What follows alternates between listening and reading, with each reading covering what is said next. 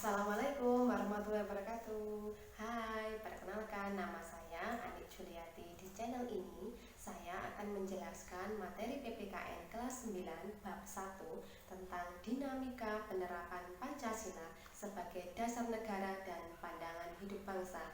Bagaimana? Sudah siap untuk belajar? Yuk kita simak video berikut ini.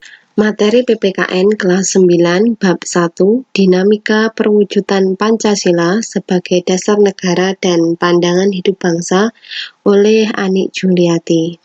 Dinamika penerapan Pancasila sebagai dasar negara dan pandangan hidup bangsa merupakan perilaku masyarakat yang menimbulkan perubahan dalam menerapkan Pancasila sebagai pedoman kehidupan bernegara dan dalam kehidupan sehari-hari. Penerapan Pancasila dari masa ke masa secara umum dibagi menjadi 4. Yang pertama yaitu awal kemerdekaan tahun 1945 sampai tahun 1959. Yang kedua yaitu Orde Lama tahun 1959 sampai dengan tahun 1966. Yang ketiga yaitu Orde Baru tahun 1966 sampai dengan tahun 1998. Yang keempat yaitu era reformasi pada tahun 1998 sampai dengan sekarang. Nah, sekarang kita akan bahas satu per satu. Baik, yang pertama yaitu penerapan Pancasila pada awal kemerdekaan tahun 1945 sampai dengan tahun 1959. Penerapan Pancasila sebagai dasar negara dan pandangan hidup bangsa mengalami pasang surut dan dalam menghadapi berbagai masalah.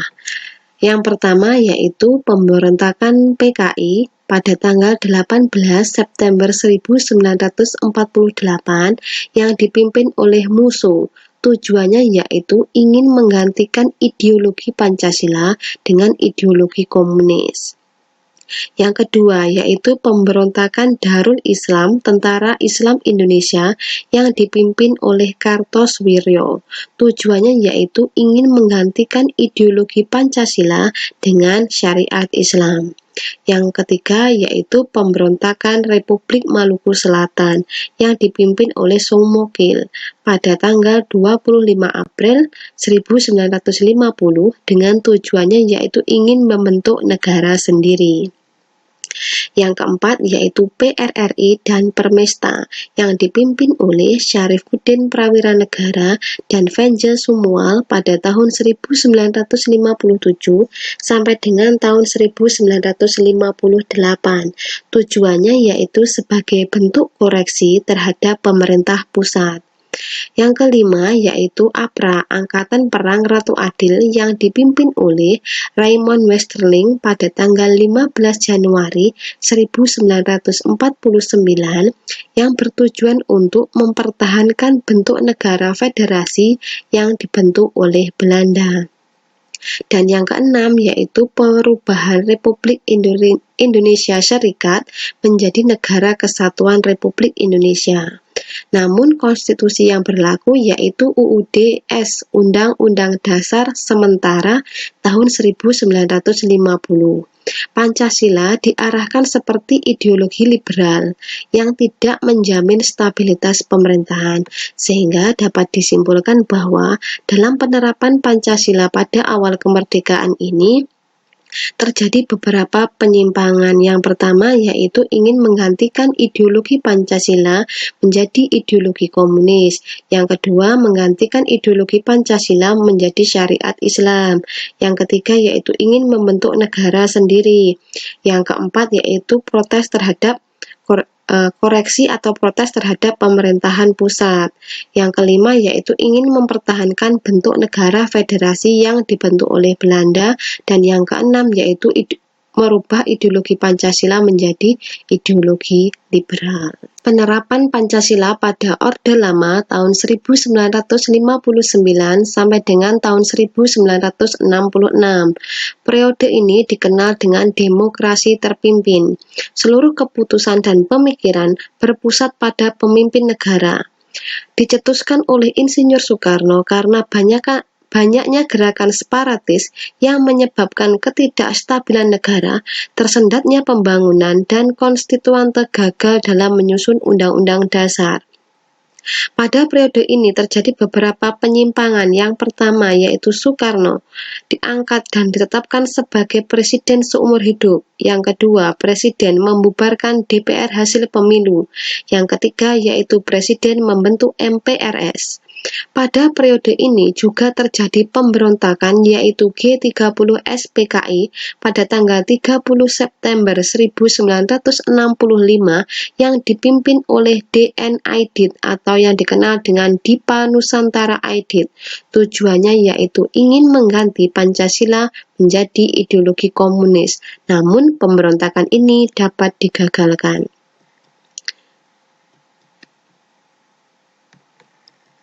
Yang ketiga yaitu penerapan Pancasila pada Orde Baru tahun 1966 sampai dengan tahun 1998,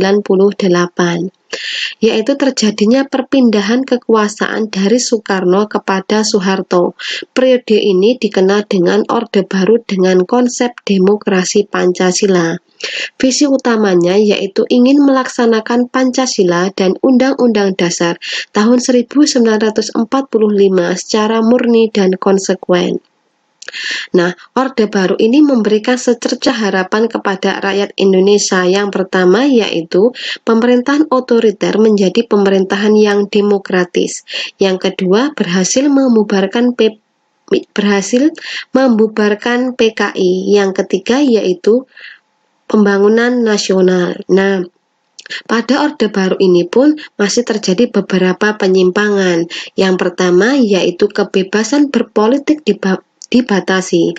Yang ketiga, dibatasinya kebebasan pers. Yang ketiga yaitu pelanggaran hak asasi manusia, sehingga menuntut adanya demonstrasi mahasiswa yang intinya menuntut turunnya Presiden Soeharto sebagai presiden. Yang keempat yaitu penerapan Pancasila pada era reformasi tahun 1998 sampai dengan sekarang. Penerapan Pancasila sebagai dasar negara dan pandangan hidup bangsa pada era reformasi ini mengalami perubahan, yaitu terjadinya kehidupan yang lebih bebas. Tantangannya, kehidupan serba bebas. 2. Menurunkan rasa persatuan. 3. Menyusupnya ideologi asing, sehingga memberikan dampak negatif yaitu kebebasan tanpa batas, westernisasi, anarkisme. Kemudian, upaya untuk menghadapi tantangan tersebut yaitu diperlukannya komitmen bersama seluruh rakyat Indonesia untuk mempertahankan, menghayati, serta mengamalkan nilai-nilai Pancasila dalam kehidupan sehari-hari. Sekarang kita akan membahas yaitu ideologi Pancasila bersifat terbuka, mengandung nilai dasar, nilai instrumental, dan nilai praksis. Yang pertama yaitu nilai dasar Pancasila. Nilai dasar Pancasila itu ada 5. Yang pertama yaitu ketuhanan, kemanusiaan, persatuan, kerakyatan, dan keadilan. Nilai dasar Pancasila ini bersifat tetap dan melekat pada kelangsungan kehidupan bernegara. Sedangkan nilai instrumental merupakan penjabaran dari nilai-nilai dasar tadi yang ada 5, berupa peraturan perundang-undangan dan lembaga pelaksanaannya. Misalnya, Undang-Undang Dasar, TAP MPR, Undang-Undang, dan lain sebagainya. Sedangkan nilai praksis yaitu realisasi dari nilai-nilai instrumental berupa suatu pengalaman nyata dalam kehidupan sehari-hari dalam bermasyarakat, berbangsa, dan bernegara. Sedangkan dimensi idealisme merupakan nilai dasar yang terkandung dalam Pancasila itu bersifat sistematis, rasional, dan menyeluruh. Dimensi idealisme memberikan harapan, optimisme, serta memberikan motivasi untuk mewujudkan cita-cita. Nah, sedangkan dimensi normatif menekankan bahwa nilai-nilai yang terkandung dalam Pancasila harus dijabarkan dalam norma atau hukum yang jelas. Jadi normatif, norma atau hukum yang jelas. Sedangkan dimensi realitas mengandung makna bahwa ideologi Pancasila harus mencerminkan realitas kehidupan yang berkembang dalam masyarakat. Nilai-nilai Pancasila harus mampu dijabarkan dalam kehidupan sehari-hari maupun dalam penyelenggaraan negara. Perwujudan nilai-nilai Pancasila dalam berbagai kehidupan. Nah, nilai-nilai Pancasila itu dapat diterapkan dalam berbagai kehidupan. Di sini kita bisa mengamati ada 4 bidang, yaitu bidang politik dan hukum, yang kedua bidang ekonomi, 3 bidang pertahanan dan keamanan, dan yang keempat bidang sosial budaya. Baik, kita awali bagian pertama yaitu bidang politik dan hukum. Contoh perwujudannya yaitu mengutamakan musyawarah mufakat dan kekeluargaan, sistem pemilihan umum yang demokratis, pembentukan lembaga negara, penegakan HAM, demokrasi dan hukum harus berdasarkan Pancasila. Kemudian dalam bidang ekonomi, perekonomian disusun sebagai usaha bersama atas dasar kekeluargaan. Contohnya adalah koperasi. Yang kedua yaitu perekonomian disusun atas dasar kebersamaan, keadilan, berkelanjutan, dan berwawasan lingkungan. Sedangkan perwujudan nilai-nilai Pancasila dalam bidang pertahanan dan keamanan yaitu partisipasi seluruh rakyat Indonesia dalam upaya bela negara serta usaha pertahanan dan keamanan negara. Yang kedua yaitu kegiatan ronda malam atau siskampling yang melibatkan masyarakat secara bergantian. Yang ketiga yaitu menghayati dan mengamalkan nilai-nilai Pancasila dalam kehidupan sehari-hari. Dalam bidang sosial dan budaya, yaitu yang pertama mengembangkan proses modernisasi namun bukan westernisasi. Yang kedua yaitu melestarikan budaya kekeluargaan, musyawarah, dan gotong royong. Yang ketiga yaitu mengembangkan semangat bekerja keras, kedisiplinan, dan sikap ilmiah.